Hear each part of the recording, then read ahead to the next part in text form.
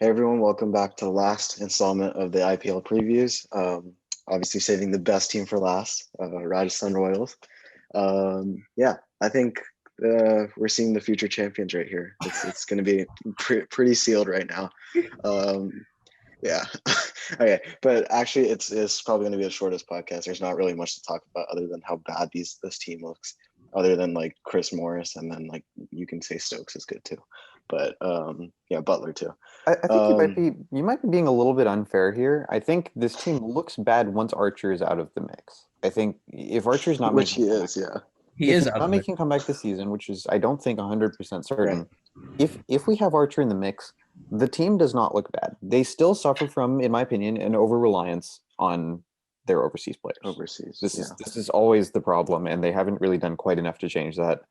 Adding Chris Morris was a good move. Think, and this is the second time that Chris Morris is going to be the centerpiece of discussion after the Bangalore talk because he was so valuable last season. It's going to be so hard to live up to the price tag, though. I don't think the price tag, because I He mean, the did. He richest did price live tag up is to it just last season. He averaged, I think, 7.03 at the death, or sorry, not averaged. He had an economy of 7.03 at the death last Yeah, season, which is absurd in the IPL. more I level. agree with you that if we're expecting him to do that every game like clockwork, it's not going to happen. But I think he's done enough to warrant the billing as a very good death bowler. definitely, yeah, and it's a good addition. I think Tawadia also had a really good season last year, and I mean, probably one of the better options right now for Royals, Tawadi is for their best homegrown bowler players. after But Morris. Tawadi is yeah, their best bowler after Morris right now. But I agree. If Archer was in this team, I don't think we'd be talking this low of the team right now. Because then you're looking at a bowling attack: Morris, Archer, Tawatia. That's three solid bowlers. I think last year they suffered from Shreyas Gopal having his first bad season. I mean, he was sensational 2018, 2019. Picked up a lot of really big bats and up with that googly of his. And I think last year he did not bowl that well. I don't think he bowled a googly enough. First of all, that was a big issue, and he bowled a lot of drag downs. But if he goes back to the bowling form, Rajasthan look like a lot better team. But my issue is who am I replacing Archer with? If I go for like fast bowler, you got Andrew Ty. Andrew Ty, yeah. You also have Mustafizer, who I believe has been cleared to play. Who, again, pretty reasonable death option. I don't think he's been quite in the he hasn't been quite in the same form in the last year or so that he used to be, but he was. Um, he has pretty much been for several years Bangladesh's most consistent bowler and a very reliable death bowling option. So yeah, So but I look towards him. and Mustafiz, you'd say. Yeah, Yeah, Andrew Ty comes off some good Big Bash form. I mean, he was repicked for Australia in the T20 team recently. But he's had a couple bad IPL since Mhm. 2018, 2017. It was when his height. Obviously, he picked up two hat tricks in 2017, but he's not been as good in the IPL the last 2 years, and it's just a big drop off um, from Archer. But having a bowling attack with Archer and Morris, this team looks pretty sensational. But again, top order heavy. I mean, at least for me, you have Butler, you have Samson, you have Stokes. Three really good players. Samson and Stokes are not the most consistent players in the IPL, but they're obviously surefire picks. Sanju Samson's obviously going to be the captain this year. But who are you looking after that? You got Rian Parag is one of the young talents. They mixed around Mahipal Lomror, who had a couple innings here and there. Manan Vor is in the team now. Shivam Dubé is an interesting So, buy. I don't think yeah. he's a bad player at all.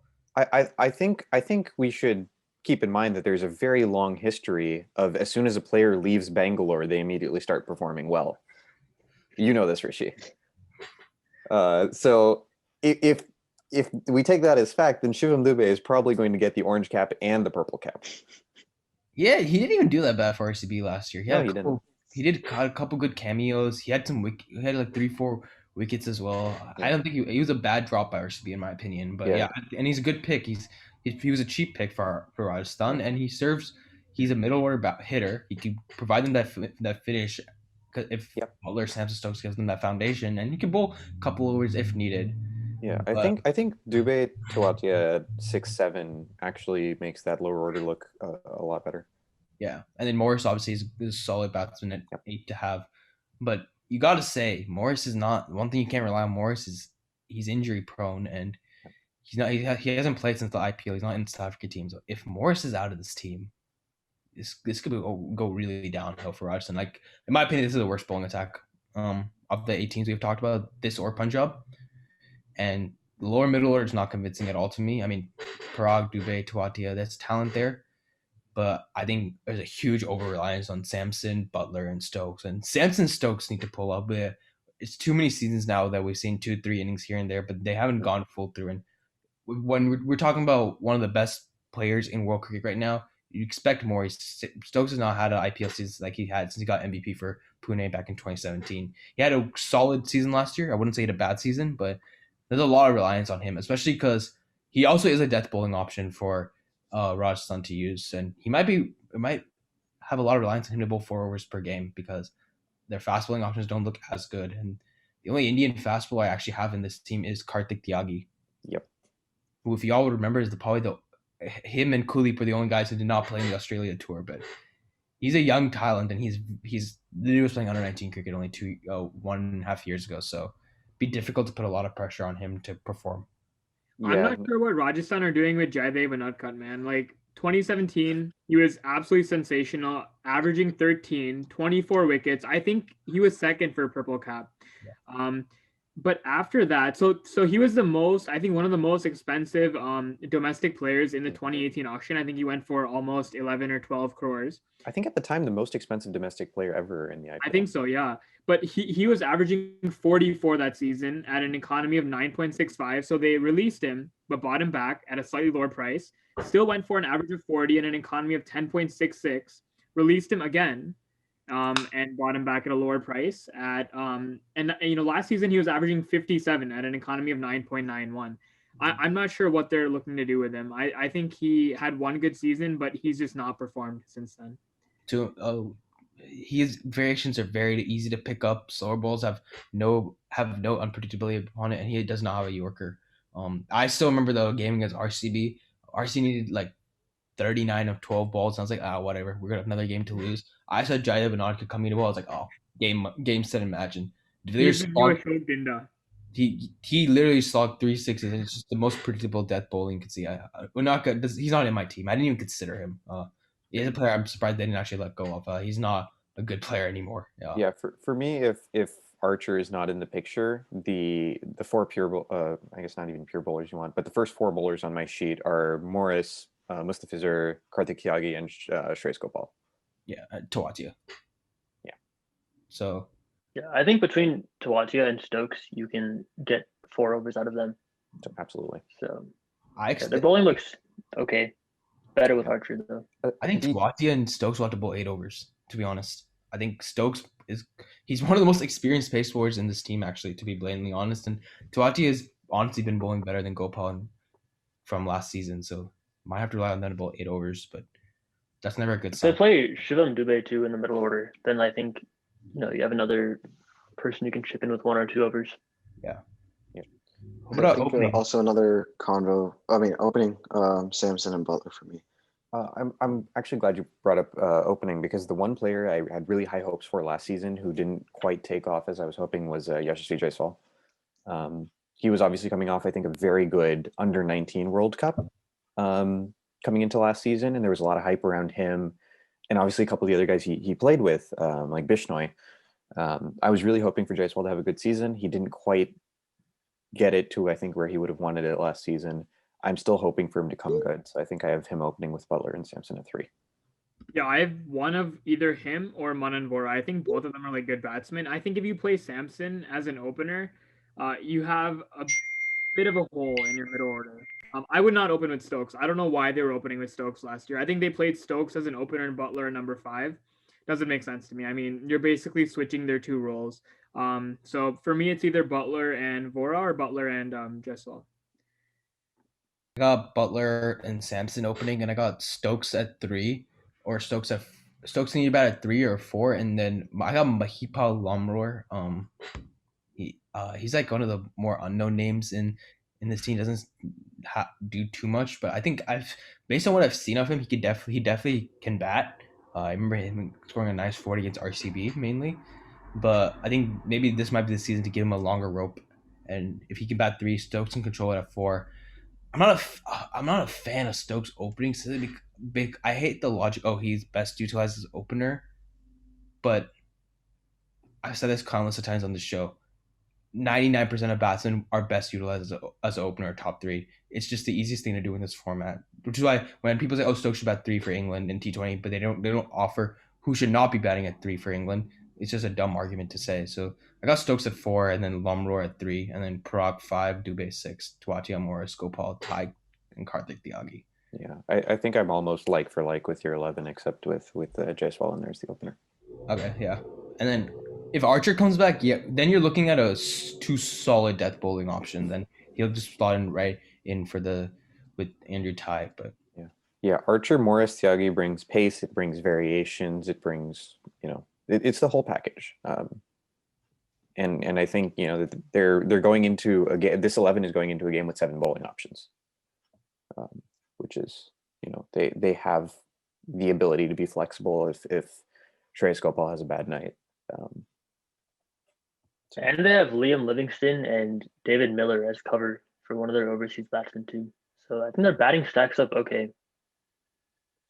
And I still remember David Miller at his destructive best, 2 years ago. And part of me really wants to put him in here, but you're not dropping Butler or Stokes here. Butler is, David Miller should the best still be guy in to have Punjab. David Miller's the perfect batsman for Punjab right now. He'll bat that 5-6 position. Yeah. He's a better player than Glenn Maxwell in the IPL. I don't know He played why for Punjab at one point, didn't he? A couple years ago. Yep.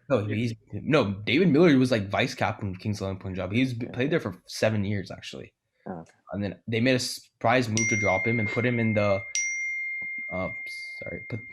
they put them in Rajasthan, and he didn't get any game opportunities because of Rajasthan had 4 overseas picks quickly. Yeah. But I think Miller would be a perfect player for Punjab. He could bat 5-6, play the finisher role that they expect Maxwell to play. I don't see him playing in this team though, and which sucks because he's coming off red off form. He just scored some runs against Pakistan as well. He's very experienced. He's been playing international cricket for almost 8 years. So, and I think that was one point that a lot of critics were saying is you have so many players in the IPL who are just being wasted. And so the idea was, can you have mid-season transfers? So let's say Punjab needs a middle order batsman. So you could have a small swap right there. So it's definitely something I think that IPL teams and the organization should consider. Definitely. Yeah, on just the last topic, we briefly mentioned where Stokes should be batting. I personally want him at 3, and I just want to get your thoughts on where he should be at. Should he be at that 5 role or like somewhere in that 3-4 position? I think in this team he fits best at 4. I think you have a pretty solid top 3 that most of us can agree is Butler, Sampson, and somebody. Maybe your somebody is Stokes. I opted for Jaiswal. Seems like there are a couple of different opinions there. And I think the 5 spot is a little up in the air for me, but I think Dubé Sawatia at 6-7 is probably where you want to start. Sounds good. But yeah. I personally like Stokes at 4 here. The top 3 can all be pretty explosive. And Stokes obviously on his day can. And we saw what he did to the Indian spinners, right? Yeah. I think you want to be playing 4. The optimizing him as an opener. I know he scored a great 100 there against Mumbai Indians. Probably the innings of the tournament last year, but I think he's better fit in this team batting at 4. He can really take down any spin attack. So I definitely got him batting at 4. Yeah, I think Stokes is in this format. I think we were saying he might have to, but we're not expecting him to bowl 4 overs, and he's there, I think, for his batting and for his X factor fielding first. So I think you want to make sure you squeeze the most out of him. I guess I don't see a batsman who will make better use of the extra time if you send them ahead of him. Is really what it comes down to for me. Are they getting past the 8th position this year? Any Bottom hopes? 3. I think a lot hinges on Archer. Yeah, if Him he's able coming to come back. Stokes, if Archer comes back, this team is great and is potentially making the playoffs. If he doesn't, they're in a little bit of trouble. Stokes can win them a couple games. Butler will win a game. Sampson will win a game, but that's it really. And then maybe Tawadi will pull off a freak show, but nah. Yeah, batting wins games, bowling wins tournaments. Yeah. You have to remember too. There's not a long. This is last IPL was only 5 months ago, so the teams are not that different, and the momentum is still with a lot of the teams that made the playoffs last year. So a team that got 8th place, you can't really have so much confidence in them. Hope you guys enjoyed this series. This is our last episode for the IPL previews. Let us know your thoughts of the entire table, where you think the teams rank in the comments. Make sure you subscribe, and we'll be coming back to you guys most likely midway through the season with just a review of each of the matches and where each of the teams stand. And yeah, we'll see you guys then. You take this Thanks. as fantasy recommendations at your own peril. Yes. All right. Thanks, guys. Rajasthan win the IPL. Please don't attack us. Also, yeah, disclaimer, all that like sledging at the beginning that I had for Rajasthan, I'm a fan of theirs, so I can do that. I can get away with it. All right. Thanks, guys. Bye.